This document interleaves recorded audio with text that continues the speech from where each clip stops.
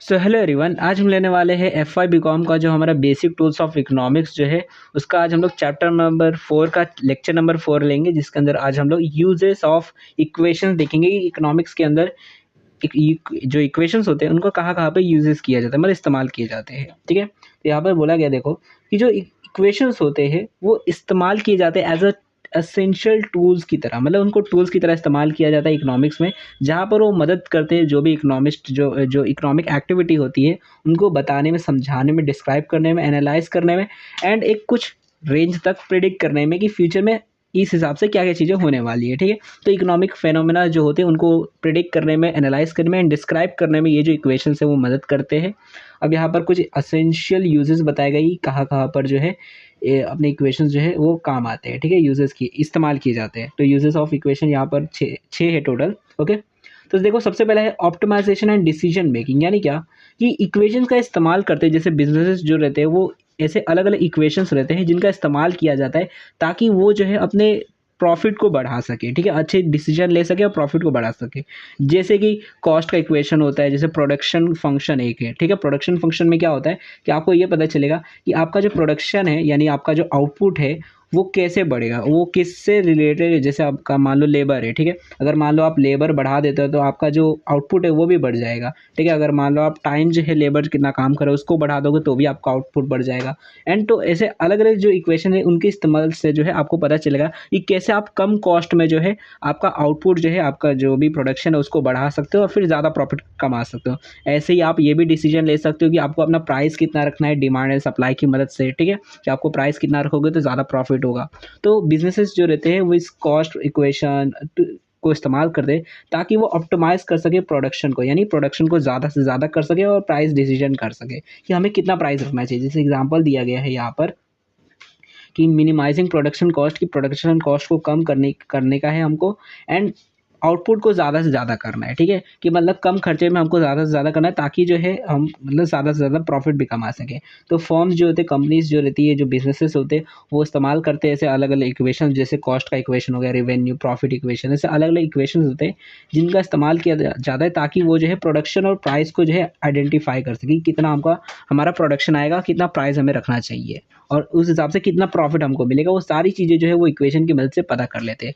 और ऐसे टाइम पर ये जो इक्वेशंस होते हैं वो इन मैनेजर्स को, यानी जो कंपनी को चला रहे थे, उनको मदद करते हैं वो स्ट्रैटेजी बनाने में कि हमें किस हिसाब से जो है अपने पॉलिसीज़ को रखने चाहिए, अपने किस हिसाब से प्राइस को रखना चाहिए ताकि हम ज़्यादा से ज़्यादा प्रॉफिट कमा सकें एंड मतलब फ्यूचर में हमारा बिजनेस अच्छे तरीके से चले। ठीक है, तो फर्म जो रहते हैं वो एनालाइज करते हैं revenue equation to determine optimal pricing strategy for profit maximisation. ठीक है, तो ज़्यादा से ज़्यादा प्रॉफिट कमाने के लिए ये जो बिजनेसेस होते हैं वो ऐसे डिसीजन मेकिंग और ऑप्टिमाइजेशन के लिए, मतलब ज़्यादा से ज़्यादा प्रॉफिट कमाने के लिए वो इक्वेशन का इस्तेमाल करते हैं। ठीक है, तो पहला ये हो गया यूजेस की, वो ऑप्टिमाइजेशन और डिसीजन मेकिंग के लिए इस्तेमाल किया जाता है इक्वेशन। दूसरा होता है पॉलिसी फॉर्मुलेशन, जो कि हमने पिछले लेक्चर में ही देखा था कि गवर्नमेंट जो रहती है वो इन इक्वेशन का इस्तेमाल करती है पॉलिसीज़ बनाने के लिए, कि इक्वेशन में देखती है कि कैसे एक दूसरे से सारी चीज़ें कनेक्टेड है एंड अभी कौन से मार्केट में हमें किस प्रकार की चीज़ें लाने की ज़रूरत है। ठीक है, जैसे यहाँ पे एग्जांपल दिया है फिजिकल पॉलिसी का, टैक्सेशन रिलेटेड पॉलिसीज़ का।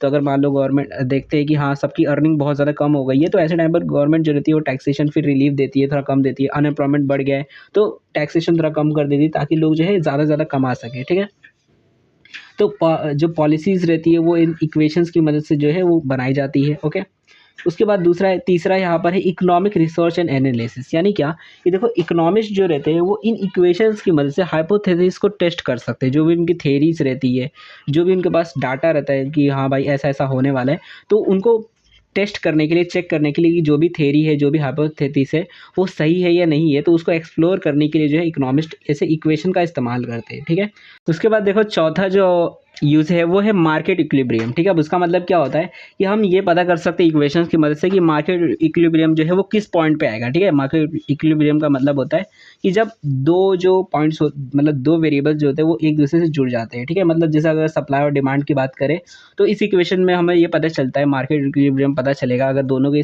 जो कर्व है एक साथ अगर आप लगाओगे अपना सप्लाई और डिमांड का।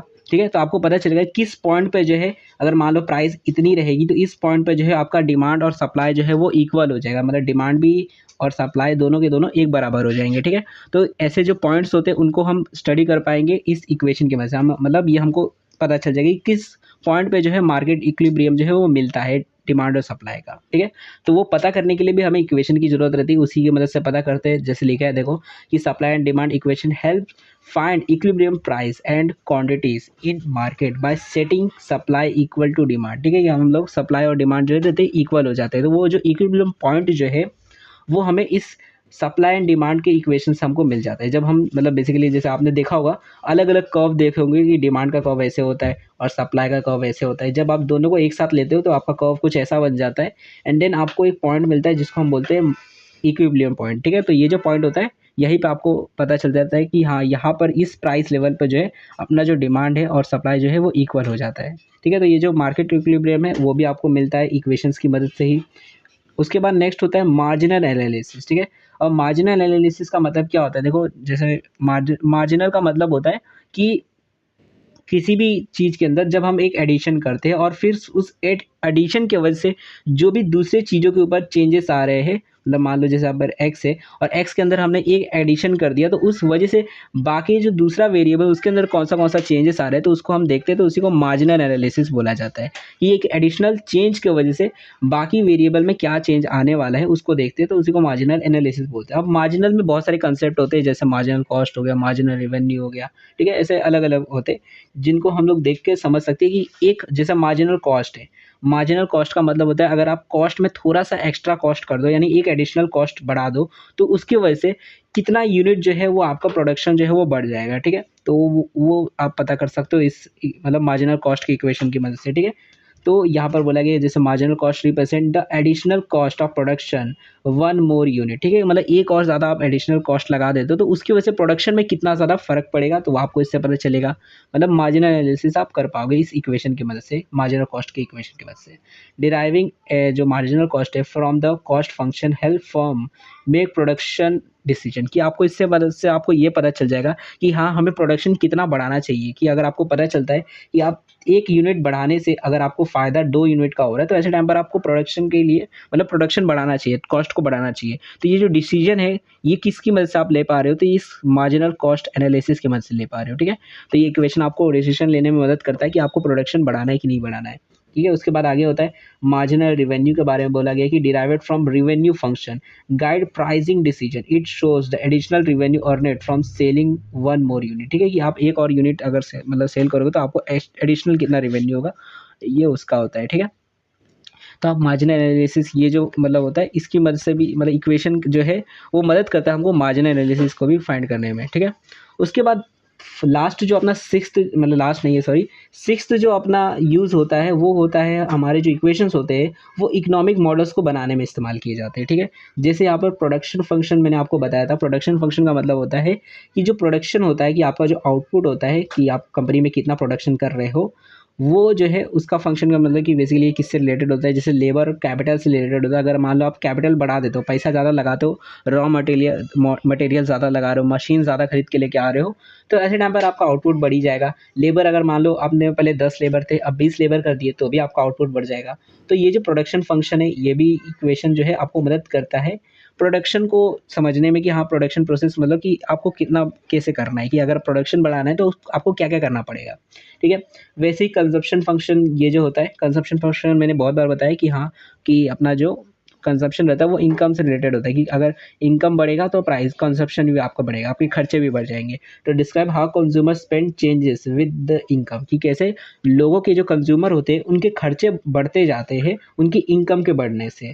दे are useful for predicting consumer behaviour, तो इसकी मदद से आप लोग कंज्यूमर बिहेवियर को समझ पाते हो इस कंजप्शन फंक्शन की इक्वेशन की मदद से। उसके बाद लास्ट आपका यहाँ पर दिया गया है यूज़ जो कि calculation of real national income, ठीक है, जिसको हम रियल जीडीपी भी बोलते हैं। तो देखो रियल जीडीपी जो है वो हम मतलब इक्वेशंस की मदद से ही ढूंढ पाते हैं। अगर आपको चाहिए कि आपकी रियल जीडीपी क्या होती है तो वो आप निकाल पाते हो, ठीक है। देखो रियल जीडीपी का मतलब क्या होता है वो मैं आपको बता देता हूँ एक बार, ठीक है। तो देखो नॉमिनल जीडीपी और रियल जीडीपी में फ़र्क ये होता है कि देखो जैसे अगर मान लो आप अभी हो, ठीक है, अभी आप 10 रुपये में जो है 10 पेन खरीद मतलब 10 नहीं सॉरी चलो मान लेते 10 रुपये में जो है 2 पेन खरीद पाते हो 5 रुपये वाला, ठीक है, 5 रुपये वाला 2 पेन खरीद पाते हो। अब अगले साल क्या होता है कि आप अब 10 रुपये अभी भी आपके पास है बट अब आप जो है सिर्फ एक ही पेन खरीद पा रहे हो, 10 रुपये का एक ही पेन खरीद पा रहे हो, ठीक है। तो ऐसे टाइम पर जो है ₹10 का सिर्फ एक ही पेन खरीद पा रहे हो, पहले 2 पेन खरीद लेते थे आप।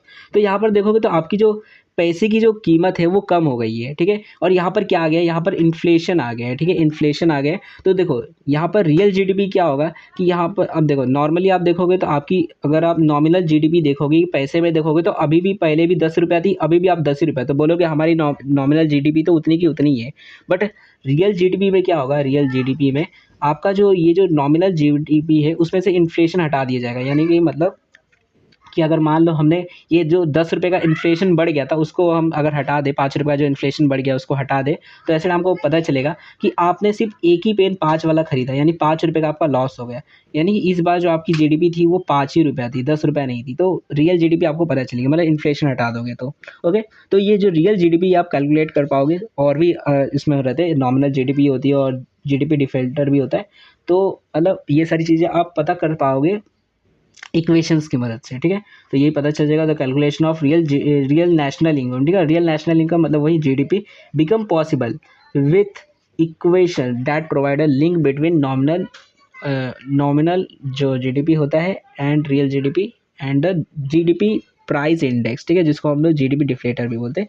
तो ये सारी चीज़ें आप जब आप जीडीपी पढ़ोगे तो उसमें पता चल जाएगा। अभी के लिए इतना समझो कि नेशनल जो रियल जीडीपी जो रहती है, रियल नेशनल इनकम जो रहती है, उसको आप पता कर सकते हो इक्वेशन की मदद से, ठीक है?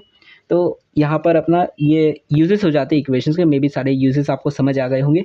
फिर भी अगर आपको कोई भी डाउट रहेगा, कोई भी एक पॉइंट नहीं समझ आया रहेगा, तो आप लोग कमेंट सेक्शन में जो भी डाउट रहेंगे वो पूछ सकते हो। एंड अपना सपोर्ट दिखाने के लिए वीडियो को लाइक कर दो, ताकि मेरे को लगे, मोटिवेशन आए कि हाँ आपको वीडियो पसंद आ रही है। तो वीडियो को लाइक कर देना एंड इस चैनल को सब्सक्राइब कर देना, ताकि आप लोग आने वाली वीडियोस को भी देख सको। तो चैनल को सब्सक्राइब कर दो, वीडियो को अपने दोस्तों के साथ भी शेयर कर दो, ताकि वो लोग भी इस वीडियो को देख सके। So thanks for watching my video, अपने नेक्स्ट वीडियो में मिलेंगे।